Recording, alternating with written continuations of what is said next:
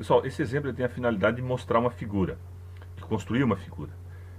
O que há diferente dele em relação aos outros?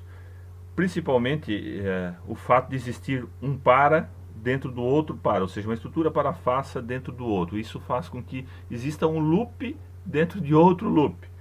Então, quando você inicializa esse algoritmo, ele entra nesse para-faça, inicia a variável k com 1, na sequência ele entra dentro do outro para-faça e diz assim, ó, que o i vai inicializar de 1 até o valor do k. Note que agora o limite, eu não defini um valor exato para limite. Ele sempre vai depender do valor do k.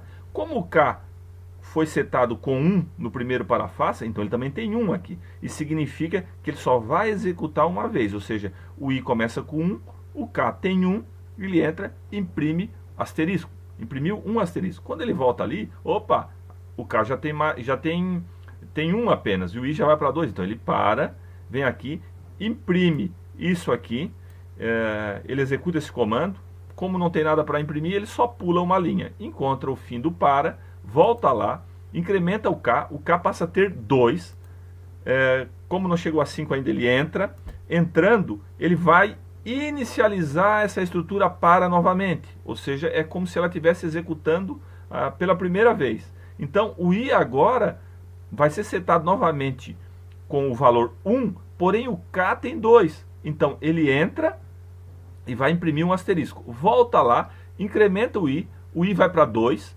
o k tem 2, ele entra, imprime asterisco.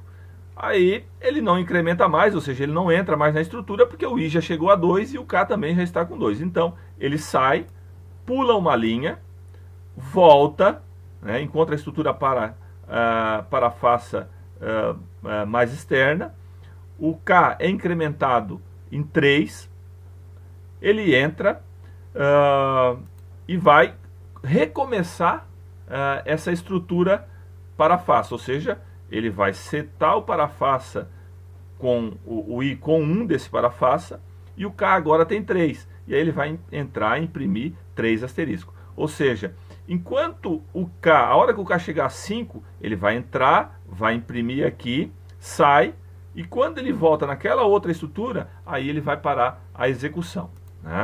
Se nós executarmos ele, vocês verão o resultado. Ó. Tá aqui, ó, ele imprimiu essa figura.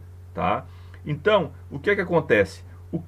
A estrutura mais externa define a quantidade de linhas que serão impressas. E a estrutura mais interna está definindo a quantidade de asterisco por linha. Se eu executar ele passo a passo aqui, ó, com 0,2 segundos, vocês verão como é que ocorre. Ó. Olha só, ele fica executando, ó, volta, ele sai externo, volta, e assim ele vai. Ó. Olha só como é que ele vai fazendo.